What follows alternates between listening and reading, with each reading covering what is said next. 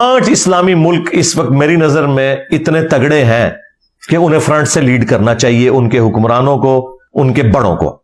Number 1 Pakistan, number 2 तुर्की, number 3 Saudi अरब, number 4 Iran और number 5 Malaysia. या चले अफगानिस्तान को भी आप इसमें शामिल कर लें, लेकिन चूंकि अफगानिस्तान को एज ए मुल्क तस्लीम नहीं ना किया हुआ। बहरहाल इसमें से सिर्फ ईरान है जिसने दलेरी से आवाज बुलंद की है। उसके बाद अगर कोई दूसरे नंबर पे है तो वो सऊदी अरब ने अरबी होने की वजह से किसी दर्जे में हमायत वाला मामला किया है, आम रूटीन से हट के, और थोड़ा बहुत कोई बयान अगर आया तुर्की की जानिब से, लेकिन जिस तरह होना चाहिए था वैसे हुआ नहीं है। इनको क्या करना चाहिए? पहली तो जुर्रत अगर इनमें है दिखाएं, तो इन 5 मुल्कों के हुक्मरानों को कहना चाहिए कि हमने अगली जुमे की नमाज जो है मस्जिद अक्सा में अदा करनी है। मस्जिद अक्सा तो खुली हुई है, बंद तो नहीं है। ये तो गजा की तरफ है ना, सारी जंग वाला मामला, वो तो अपनी जगह मौजूद है। सिर्फ ये इसकी अनाउंसमेंट कर दें, भले जाए ना, अनाउंसमेंट कर दें, तो इंटरनेशनल नॉर्म्स के अंदर इसराइल की जिम्मेदारी है कि वो उन्हें सिक्योरिटी भी प्रोवाइड करेगा। अव्वल तो वो सॉरी बोल देंगे, तो यार उंगली कटा के शहीदों में नाम लिखवा लो, एक बार बात तो करो ना कि हमने अगली जुमे की नमाज वहां पढ़नी है। अपने मुसलमान भाइयों से इजहार के लिए, और इसके हम पॉलिटिकल सोल्यूशन की तरफ जा रहे हैं, ठीक है, हम भी यही कह रहे हैं पॉलिटिकल सोल्यूशन होना चाहिए। तो इसकी अनाउंसमेंट करना ही एक बहुत बड़ी, मैं समझता हूं, कामयाबी है अगर ये 5 मुसलमानों के मुल्कों के हुक्मरान इसकी जुर्रत दिखाएं। और फिर ये लोग OIC का इजलास बुला सकते हैं, वो अभी सऊदीया ने बुला लिया है। और दूसरी तरफ रशिया और चाइना जो है वो तो इंटरनेशनल लेवल के ऊपर कर रहे हैं। सलामती कौंसिल का इजलास में तो रशिया ने आवाज उठाई है। चाइना तो मैं कल सुन रहा था खबरें, उन्होंने आलमी अमन कॉन्फ्रेंस के लिए कॉल की है कि एक पूरी दुनिया की अमन कॉन्फ्रेंस होनी चाहिए। ये हमारे जो 5 मुसलमान मुल्क हैं, ये रशिया को और चाइना को साथ शामिल करें, क्योंकि अब वो तो खुल के सामने आ गए हैं इस पूरे मामले के अंदर। और ये आर दिलाएं उन यूरोपियन मुल्कों को कि कल तक तुम लोग रशिया की जो इन्वेजन थी यूक्रेन के अंदर, उसे कंडेम कर रहे थे और कह रहे थे हम यूक्रेन के साथ खड़े हुए हैं और ये बड़ा मुल्क जो है चढ़ दौड़ा है इस छोटे मुल्क के ऊपर। लेकिन यहां आके तुम्हारा बिल्कुल कानून उलट हो गया। यहां पे पिछले 70 साल से जलील कर रहा है इसराइल मुसलमानों को। यहां पे बजाय कि तुम मुसलमानों के साथ खड़े होते, इसराइल के साथ जाके खड़े हो गए। तो ये सारी चीजें उन्हीं के उसूल और मुबादी के ऊपर उन्हें जवाब दिया जाए। नेटो की तर्ज के ऊपर तकरीबन 60 के करीब इस्लामी मुल्क हैं। ऑलरेडी इनकी ऑर्गेनाइजेशन बनी हुई है OIC। इनकी एक कोई मुश्तरका इस तरह की फोर्स भी होनी चाहिए। ये वो 40 मुल्कों वाली फोर्स नहीं रही शरीफ अली फ्रॉड नेरा नचदा पे है, वो तलवार चौक के ऊन के थे, यानी अरब मुल्कों का था ना वो इत्तेहाद 40 मुल्कों का। तो आज अरबियों पे ही बुरा वक्त आया हुआ है ना। तो इसका मतलब यह है कि ये आप समझे कि इस पूरे कन्फ्लिक्ट के बाद ये वो इत्तेहाद खत्म ही हो गया एक किस्म का, वो फ्रॉड ही निकला। यानी इससे बुरा वक्त मुसलमानों पे कब आना था, और वो भी अरबियों के ऊपर। तो उस तरह के इत्तेहाद नहीं, वाकई इत्तेहाद हो, नेटो देखें, इत्तेहाद बने, तो जहां कहीं भी कोई मामला होता है वो दूसरे मुल्कों की मदद के लिए पहुंचते हैं। इस तरह का मुसलमानों का भी एक इत्तेहाद कायम होना चाहिए। और इसमें फ्रंट से लीड यही 5 बड़े मुल्क करें जिनका मैंने जिक्र किया कि मुसलमान हुक्मरानों को जुल्म को कंडेम करना चाहिए। दुनिया में जहां कहीं भी किसी गैर मुस्लिम के ऊपर भी जुल्म हो, वो उसे कहें कि ये बुरा हुआ है। आज अगर आपने इसराइल की गंदगी को लोगों के सामने एक्सपोज करना है ना, उसका तरीका वो है जो प्यूटन ने इख्तियार किया है, रशिया के प्रेसिडेंट ने। पता है उसने क्या बयान दिया है? उसने कहा है कि 2nd वर्ल्ड वॉर के अंदर जो नाजी जर्मनी का हिटलर, उसने जो कुछ जुल्म किया था ना, इसराइल वही कर रहा है। मैं कहता हूं जी, इससे बड़ी अदबी गाली इसराइल को कोई नहीं दी जा सकती थी। अदबी गाली भी नहीं है, और सबसे बड़ी गाली भी उन्हें लगी है जाके, क्योंकि 60 लाख के करीब यहूदी हॉलोकॉस्ट के अंदर 100 फैक्ट्रियां बना के, बाद लोग कहते हैं जी 6 लाख है, और चलो यार 6 लाख भी हो, थोड़ा फिगर है।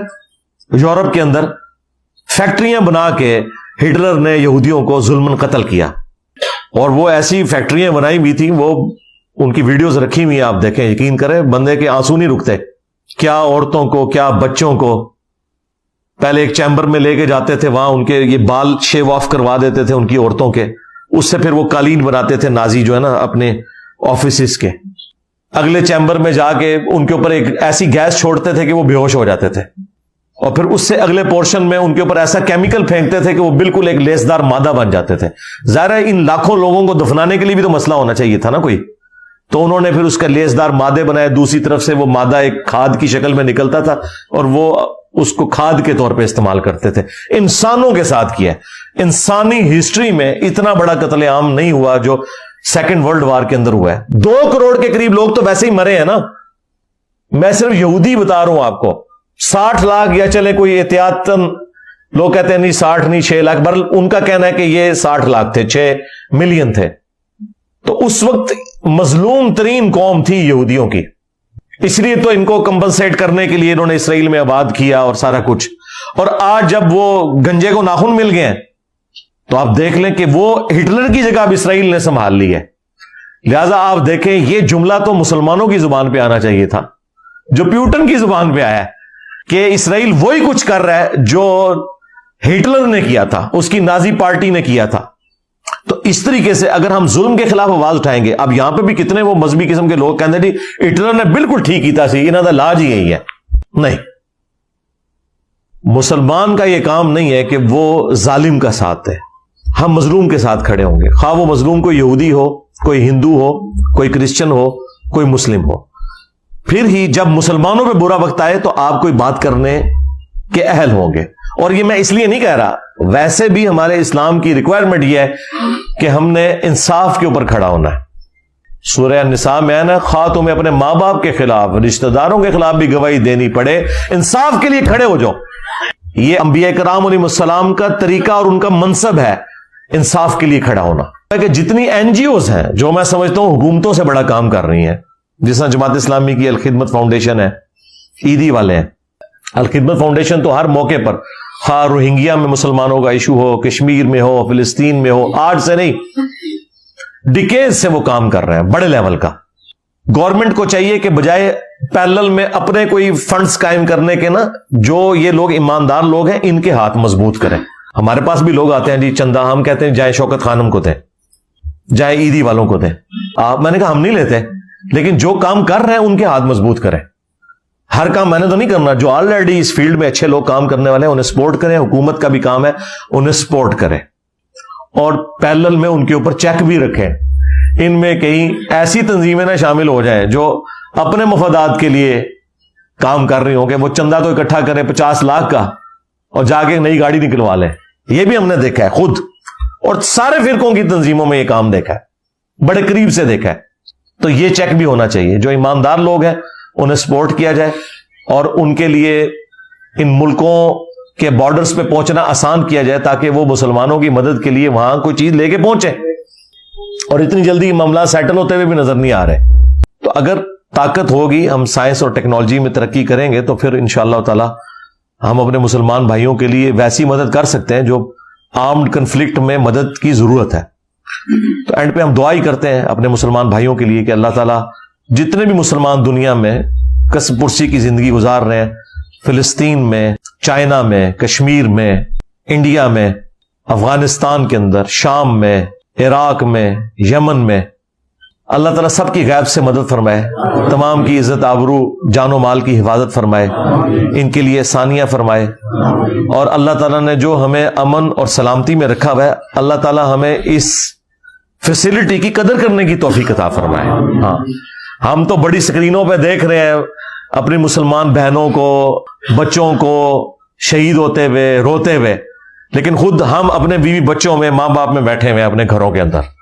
آپ اس نعمت کا اندازہ نہیں کر سکتے.